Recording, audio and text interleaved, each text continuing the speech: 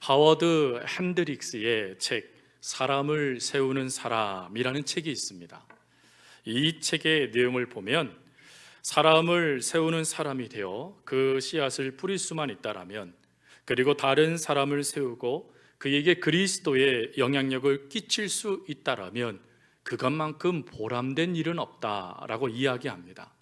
그러면서 하워드 핸드릭스는 사람을 세우는 한 가지 방법으로 멘토링이라는 것을 소개합니다.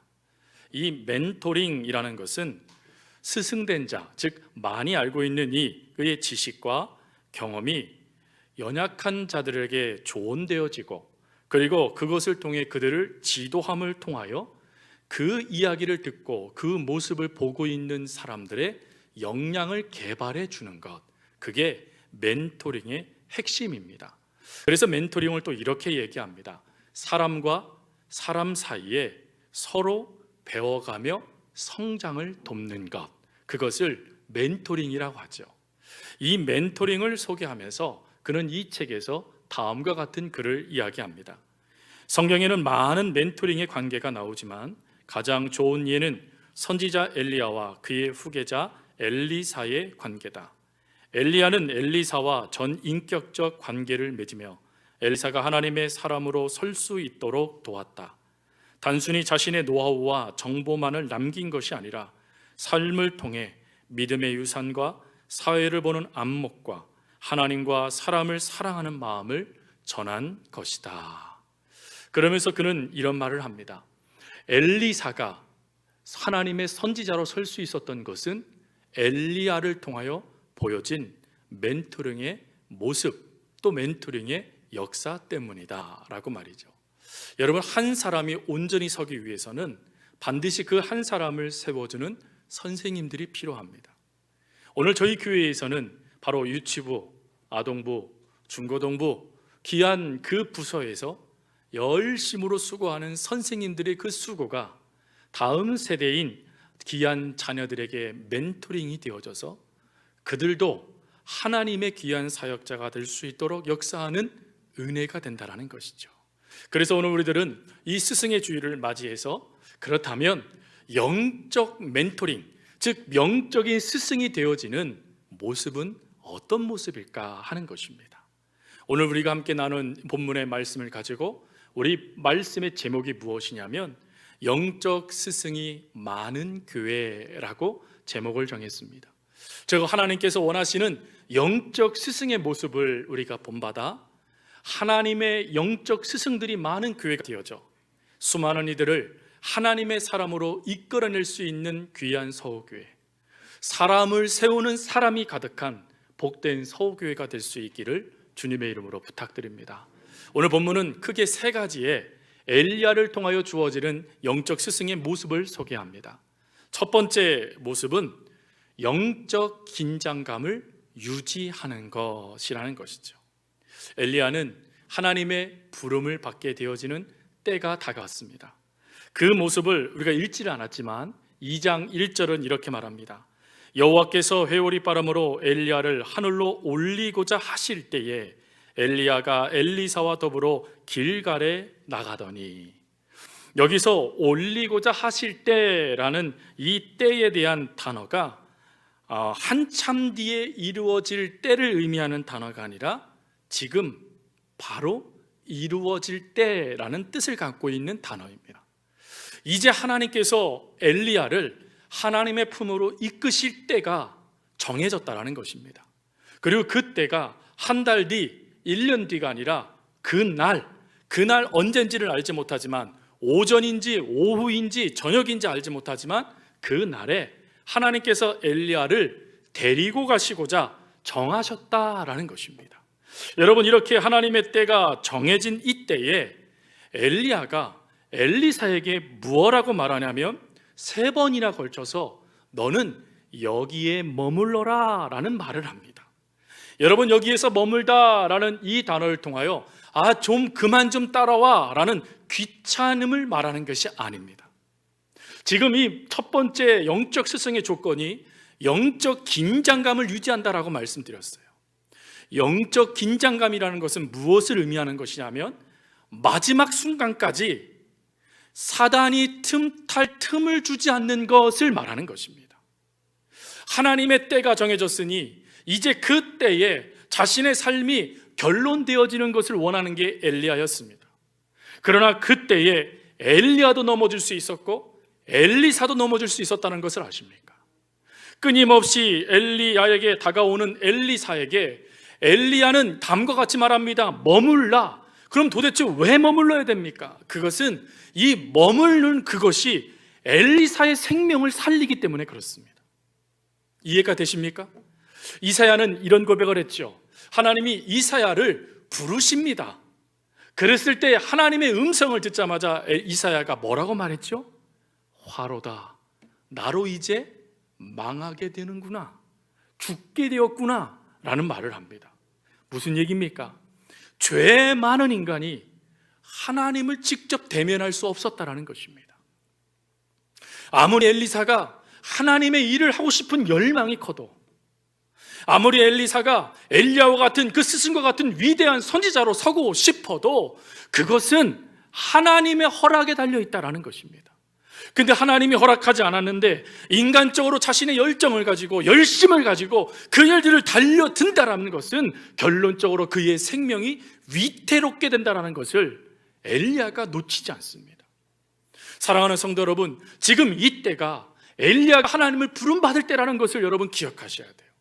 하나님의 부름을 받는 그 순간이라 할지라도 절대로 하나님의 말씀을 놓치지 않고 그 순간에도 영적인 긴장의 끈을 놓치지 않으며 하나님 앞에 옳은 것이 무엇인지, 하나님 앞에 옳지 않은 것이 무엇인지를 마지막 순간에도 그것을 정리해 줄 수 있는 위대한 스승, 그게 엘리야였다라는 것입니다. 여러분, 우리가 영적인 긴장감을 놓쳤을 때 주어지는 예를 우리는 야곱의 모습을 통해 살펴볼 수 있죠. 하나님께서 은혜 가운데 야곱을 그의 삼촌의 집에서 이끌어서 그를 죽이고자 달려들었던 에서의 성의 손길에서도 건져 주십니다. 그 은혜가 얼마나 컸던지 하나님께 감사를 드리지 않습니까? 엘로이 이스라엘, 야, 하나님이 정말로 살아계셔서 나에게 힘이 되어 주시는구나, 이 야곱이 고백을 해요. 그런데 야곱이 영적인 긴장감을 놓쳐버립니다. 그가 베델에서 하나님께 약속한 것이 있었습니다. 하나님, 나로 평안히 돌아오게 하신다면 제가 이곳에 제단을 쌓고 제가 하나님을 예배하는 하나님의 사람이 되겠습니다. 그는 하나님께 이런 약속을 했거든요. 그런데 그가 편안히 돌아왔지 않습니까? 그런데 하나님께 예배하지 않아요. 세겜이라는 그 성에 땅을 사서는 그곳에서 평안히 지나게 됩니다. 그럼 편안히 지내는 게 뭐가 문제냐고요? 영적 긴장감을 놓치니 그에게 다음과 같은 모습이 나타납니다. 하나님이 야곱에게 찾아오셔서 너는 즉시 베델로 올라와 제단을 쌓고 내게 경배하라 라는 말씀이 주어지자마자 창세기 35장 2절 말씀에 야곱의 부끄러운 모습이 나옵니다. 창세기 35장 2절 말씀입니다. 야곱이 이게 자기 집안 사람과 자기와 함께한 모든 자에게 이르되 너희 중에 있는 이방 신상들을 버리고 정결하게 하고 너희의 의복을 바꾸어 입어라. 지금 야곱이요, 하나님을 섬김의 역사가 그의 삶의 전부였던 야곱이 잠깐의 영적인 긴장감을 놓쳐버리니까 그의 가정이 우상 숭배하는 가정이 되어져 버렸다는 것입니다. 하나님의 성결을 이끌어갈 영적인 조상, 믿음의 조상이 되어야 될 야곱이 오히려 온 집안이 하나님의 정결을 잃어버리는 집안이 되어지고 말았다는 것입니다. 여러분, 이런 모습 우리들에게는 나타나지 않을까요? 여러분, 우리가 하나님을 잘 믿고 하나님을 잘 섬김을 통하여 우리의 모든 삶이 번성해질 수 있고 평안해질 수 있습니다. 하나님의 안녕의 복이 넘쳐나는 그 은혜를 저와 여러분들이 경험할 수 있지요. 근데 그때가 사단이 저와 여러분들을 무너뜨릴 때라는 걸 아셔야 됩니다. 평안하다, 잘 먹고 잘 살아야지, 이 정도쯤이면 됐지 하는 그 순간에 사단이 파고 들어와 우리를 향한 하나님의 사랑을 바꾸어 버리기 시작한다는 것입니다. 그래서 하나님은 야곱에게 말씀하시죠. 너 내게로 올라와 제단을 쌓고 나를 온전히 섬겨라 라고 말입니다. 여러분, 여기에서 중요한 게 뭡니까? 야곱이 무엇을 놓쳤습니까? 그의 결단이요? 그의 헌신이요? 예, 야곱이 놓친 건 무엇이었냐면 바로 하나님을 향한 헌신, 하나님을 향한 믿음을 야곱이 놓치고 있는 것입니다. 그 믿음을 놓치고 있는 야곱에게 다시금 영적인 긴장감을 갖게 함을 통하여 그 삶이 흐트러지지 않도록 하나님께서 역사해 주시는 것이죠. 사랑하는 성도 여러분, 우리들도 얼마든지 하나님의 사람이 되었을 때 영적인 긴장감을 유지할 수도 있고 영적인 긴장감을 흐트러 버릴 수도 있습니다. 느슨하게 놓아버릴 수도 있다는 것입니다. 그러면서 우리는 이렇게 생각할 수 있어요. 그래서 내가 하나님 열심히 믿고 있다라고, 내가 하나님 열심히 사랑하고 있다라고 말입니다. 그런데 하나님의 평가는 아닐 수 있다는 것을 아셔야 돼요. 그리고 여러분들이 아무리 내가 하나님을 위해 헌신한다고 해도, 내가 아무리 하나님을 위해 헌신하고 수고하고 애를 쓰고 내 삶을 하나님께 드린단다 할지라도 그것이 내 방법, 내 생각, 내 뜻이냐 아니면 그것이 하나님의 뜻이냐 하는 것이 분별될 수 있어야 된다는 것입니다. 근데 우리가 분별하지 못해요. 근데 만약에 여러분, 내 삶이 정말 하나님께서 원하시는 것인지, 이것이 하나님의 방법인지, 이것이 하나님의 뜻인지 내가 알지 못하는 그때에 영적 긴장감을 놓치지 않았던 엘리야와 같은 스승이 저와 여러분 가운데 계신다면 어떤 역사가 이루어질까요? 하나님을 위해 헌신하고 달려들었는데 그것이 하나님의 뜻이 아니라고, 하나님이 원하시는 방법은 이거라고 말하며 그를 하나님께로 이끄는 사역자가 저와 여러분 가운데 있다라면, 그런 영적인 스승이 저와 여러분 가운데 있다라면 그 인생이 얼마나 복된 인생일까요? 오늘 하나님은 우리 서호교회에 원하시는 게 바로 이 모습이라는 걸 여러분 기억하셔야 됩니다. 여러분, 물론 이 땅을 살아가는 우리들에게 있어서 필요한 것은 영적 스승이에요. 자녀들을 위해서 기도할 때도 우리는 이렇게 기도합니다. 하나님, 저희의 삶에 영적 믿음의 선배들이, 믿음의 후배들이, 믿음의 자녀들이, 믿음의 지인들이, 믿음의 스승들이 넘치게 해달라고 여러분 기도합니다.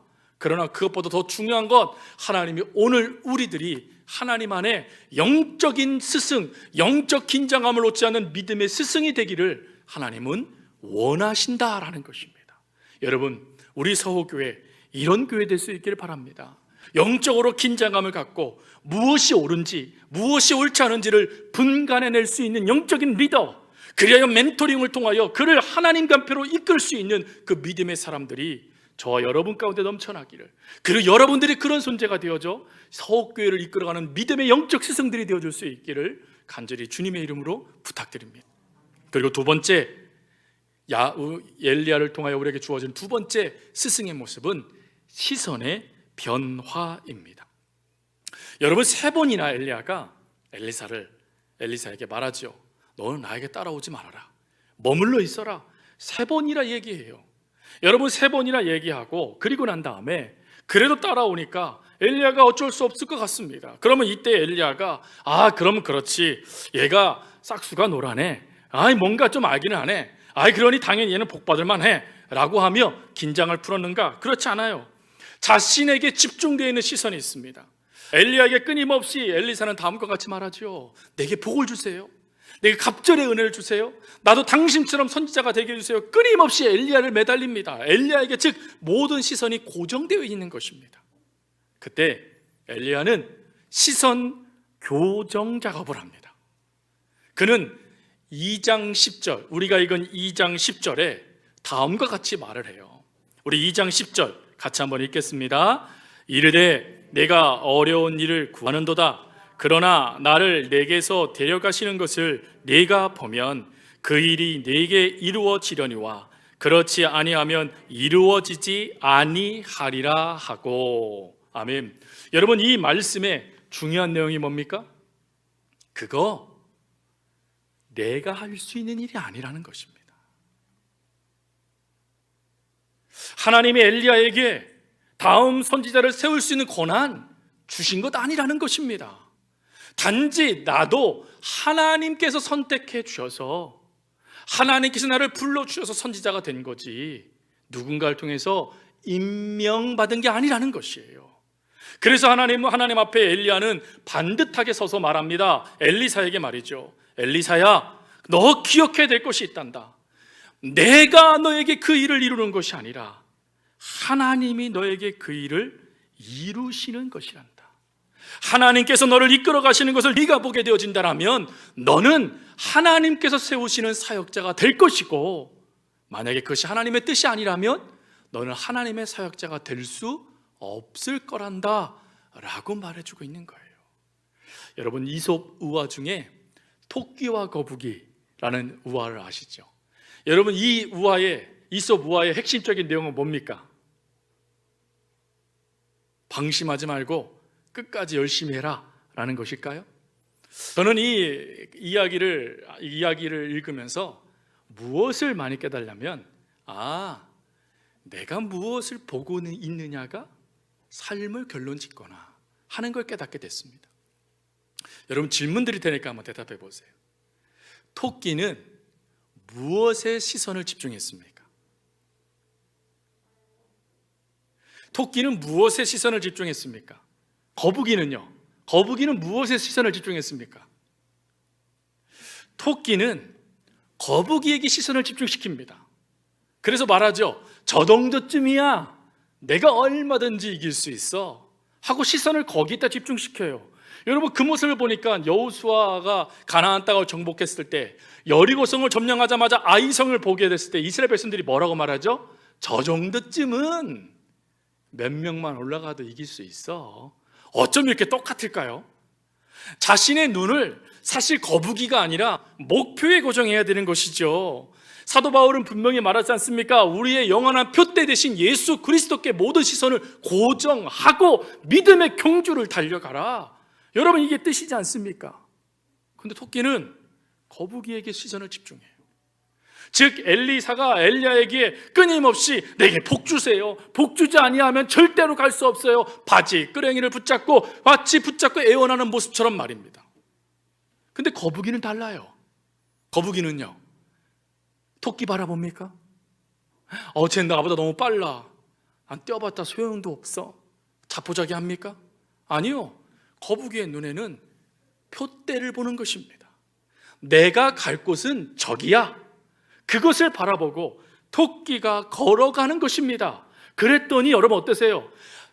거북이를 바라본 토끼는 낮잠을 자버리고 표대를 바라본 거북이는 끝까지 가 그 경주에 1등을 해버리는 것 아니겠습니까?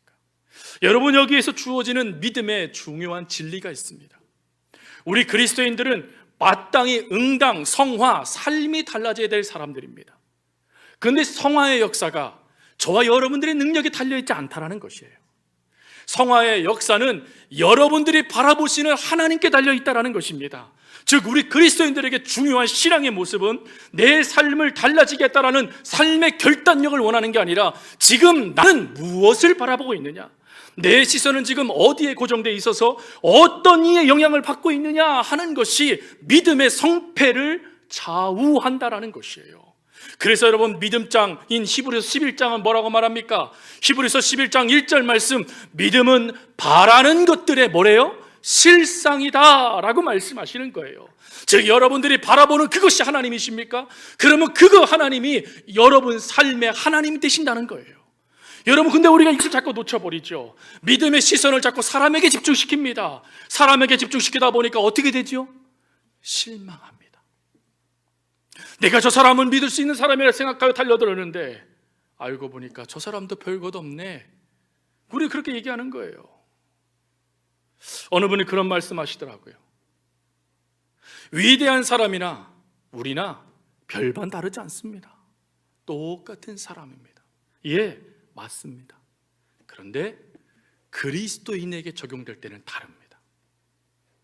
그리스도인은 세상과 다릅니다. 왜요? 우리의 시선은 늘 하나님께 집중되어 있거든요. 엘리야는 그것을 잊지 않은 거예요. 지금 엘리야는 하나님께 부름받을 때가 가까웠어요. 그러니 어떤 모습을 보여도 괜찮다라고 말할 수 있을지 모르겠습니다. 하지만 엘리야는 그렇지 않아요.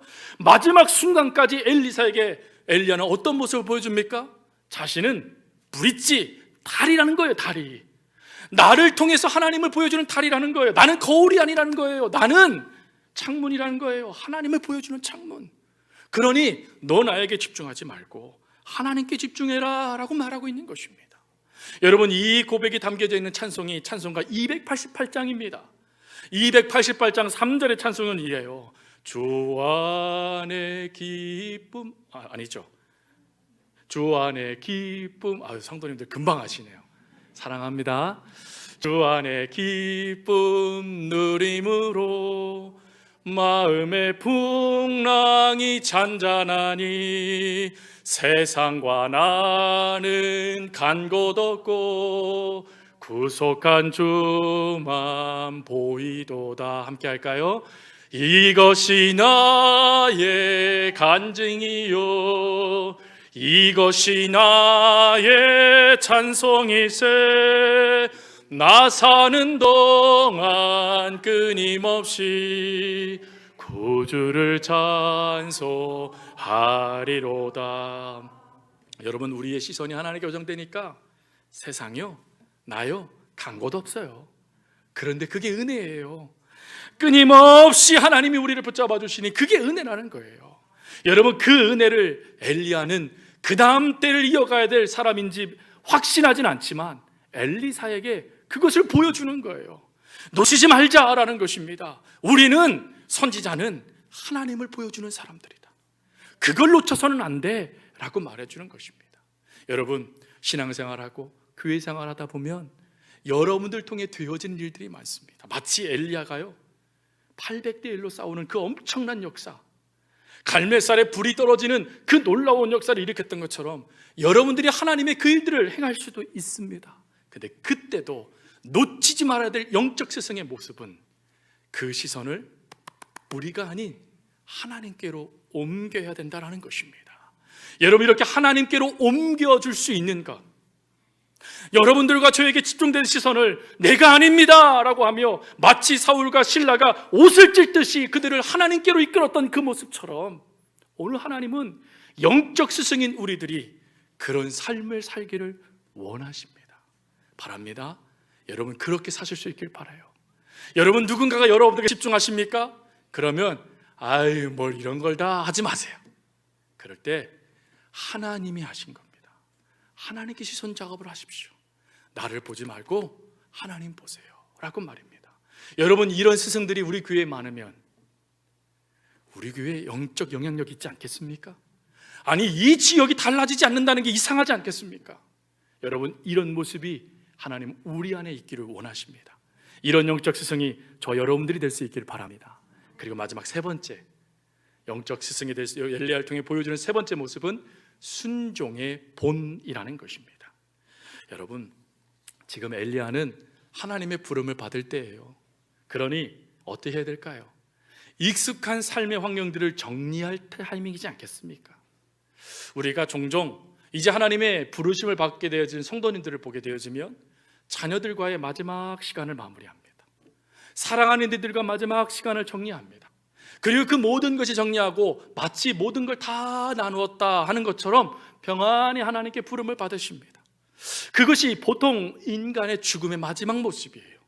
그런데 엘리야도 그래야 되지 않을까요? 지금 엘리야가 있어야 될 곳은 선지 생도들과 함께 있는 곳 아니겠습니까? 야, 누구야, 너 하나님 버리지 말아라. 야, 누구야, 너 열심으로 그거 내라. 너는 이것이 부족한데 너는 이것에 힘을 내라 라고 말하며 마무리하는 게 아름다운 모습이지 않겠습니까? 그런데 하나님은 그러지 않으세요. 엘리야를요 네 군데의 장소로 엘리야를 이끄세요. 지금 하나님이 오늘 부를지 내일 부를지, 하나님이 오늘 언제 부를지 알지 못하는 그 시간에 마무리하고 삶을 정리할 시간을 주셔야 되는데 하나님은 그러지 않고 엘리야를 엘리사와 함께 네 장소로 이끌어 가십니다. 그러면 그때 엘리야가 이 정도 말할 수 있지 않을까요? 아, 하나님 저 오늘 불러 가신다면서요. 그러면 정리할 수 있는 시간은 주셔야지요. 뭐 이 정도는 말할 수 있지 않겠습니까? 근데 엘리야가 어떠한 항변도 하지 않고 하나님이 가라는 곳을 갑니다.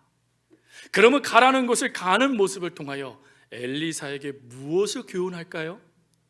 선지자는 하나님의 뜻대로 움직이는 사람이라는 것입니다. 마지막까지 그것을 엘리야는 보여줍니다. 그러면서 엘리야는 네 장소로 이 엘리사를 이끌죠. 하나님의 뜻에 따라 말입니다. 첫 번째는 어디죠? 길갈입니다. 길갈.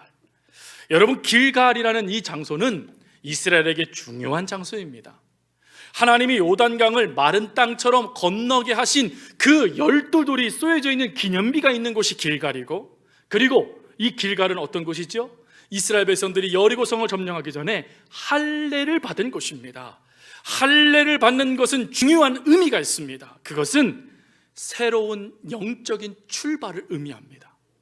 즉 모든 것이 하나님으로 인하여서 새롭게 시작됐다라는 것을 상징하는 장소가 바로 길갈이에요. 여러분, 이 길갈로 엘리야와 엘리사가 갑니다. 그럼 뭘 의미하는 것입니까? 새로운 시작이 시작됐다는 것이에요. 즉 하나님께서 엘리사의 고백대로 내가 하늘에서 나를 올라가는 것을 네가 보면 하나님의 뜻이 너에게도 이루어질 거야 라고 말하며, 마치 엘리사가 이때 하나님의 선택을 받을 것이라고 우리가 생각하는데 그렇지 않습니다. 이미 하나님은 엘리야의 마지막 순종의 보는 모습을 통하여 누가 그 다음 때를 이을지를 이미 결정하셨다는 것을 보여주신 거예요. 엘리야에게 엘리야야 걱정하지 말고 가거라, 너의 뒤는 이미 새로운 출발 엘리사가 정해져 있단다 라고 하나님이 지금 보여주신 거예요. 그러니 여러분 걱정할 필요 없이 엘리사는 뭐 하면 되죠? 마지막까지 순종하다가 하나님이 부르시면 올라가면 되는 것 아니겠습니까? 그리고 엘리사는요 기억하는 거예요. 아, 내가 선택하는 게 아니었구나. 하나님이 나를 선택하셔서 세워주셔야 내가 사역자가 되는 거구나. 아, 하나님이 나를 새롭게 지금 세우셨구나 하는 것을 깨닫는 장소가 길갈이었다라는 것입니다. 그리고 두 번째가 어디입니까? 베델이라는 곳이에요. 창세기의 말씀에 야곱이 베델에서 뭘 했죠? 제단을 쌓고 하나님께 예배를 드렸어요. 그리고 이스라엘은 지금도 베델에서 예배를 드립니다. 여러분, 베델로 엘리야와 엘리사를 이끌으신 이유가 무엇일까요? 사역자의 가장 중요한 중심, 자세를 정립해 주시는 거예요. 사역자, 선지자는 하나님 중심의 삶을 살아가는 사람들이다 라는 것을 지금 이 베델로 이끄심을 통하여 알려주신 것입니다. 여러분, 우리 그리스도인들의 삶의 모습도 마찬가지입니다. 우리 그리스도인들에게서 삶의 가장 중요한 것은, 내 삶의 중심은 누굽니까? 하나님이시다는 거예요. 그것을 여러분들이 이 예배의 자리에서 깨닫는 것이고 삶의 자리에서 그 삶을 누리는 것입니다. 하나님은 그것을 지금 엘리사에게 알려주세요. 그리고 세 번째가 여리고입니다. 여러분, 이 여리고는 이스라엘 백성들에게 처음으로 승전을 맛보게 해주셨던, 가나안 땅 안에서 승전을 맛보게 해줬던 역사가 있는 장소입니다. 그 장소로 이끌어 가세요. 그 장소로 이끌어 가셨음을 통하여 무엇을 보여주십니까? 앞으로 엘리사는 엘리야와 같은 능력을 발휘해야 됩니다. 800대 2, 850대 1로 싸우든지 아니면 하나님의 역사를 나타내서 수많은 기적을 나타내든지 그 모든 일들의 중심에 서야 될 사람이 엘리사가 되어야 됩니다. 그 엘리사에게 하나님은 깨닫게 해주시는 거예요. 뭘 말일까요?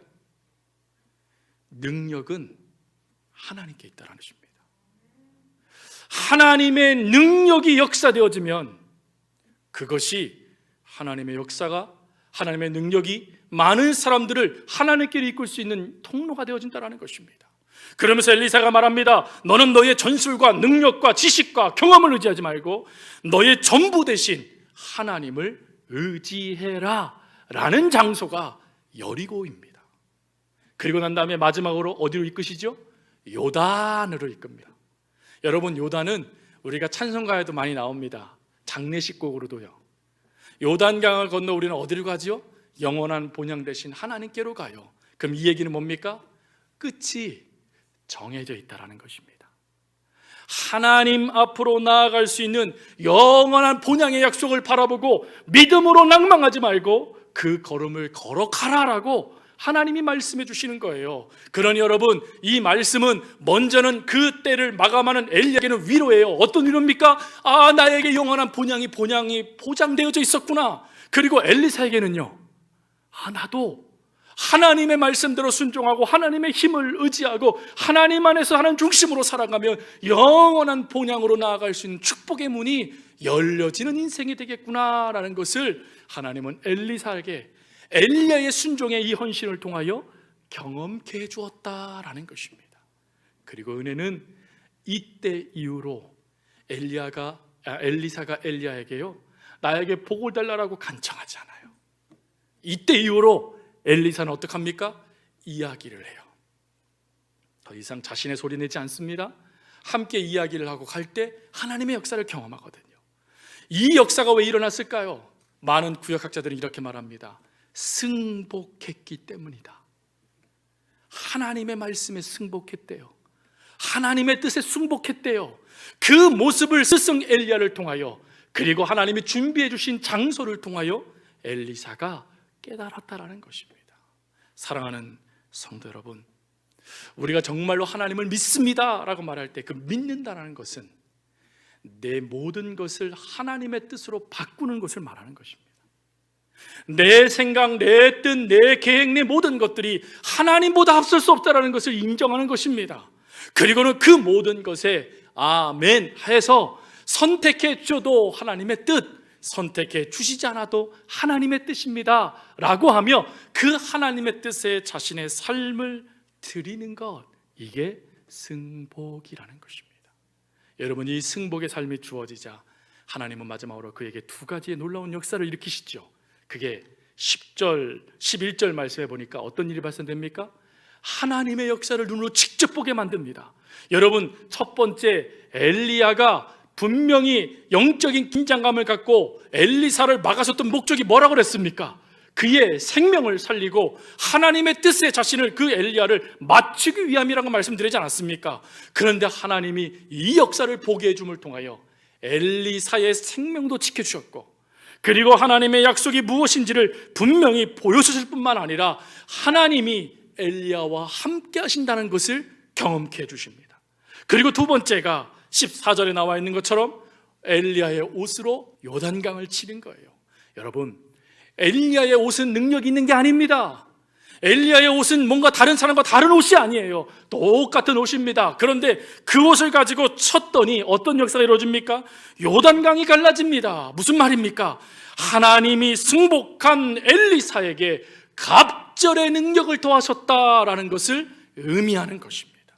사랑하는 성도 여러분, 지금도 하나님은 이 역사, 이 놀라운 은혜가 우리 서옥교회를 통하여 역사되어지기를 하나님은 원하세요. 영적인 스승과 같은 엘리야들이 우리 교회에 가득하기를 하나님은 원하세요. 영적인 긴장감을 놓치지 않고 무엇이 하나님 안에 옳은지 옳지 않은지를 분간하여 이끌어주는 영적인 리더, 자신에게 집중되어지는 수많은 시선들을 내가 아닌 하나님께로 옮겨줌을 통하여 하나님 놓치지 않도록 끝까지 하나님만 드러내는 영적인 리더, 그리고 마지막 하나님의 부름받는 그 순간에서도 하나님의 뜻에 끝까지 순종할 줄 아는 영적인 리더가 하나님은 우리가 되기를 원하신다라는 것입니다. 여러분, 이런 삶 우리에게도 하나님은 원하셨으니 그렇게 살아가실 수 있길 바랍니다.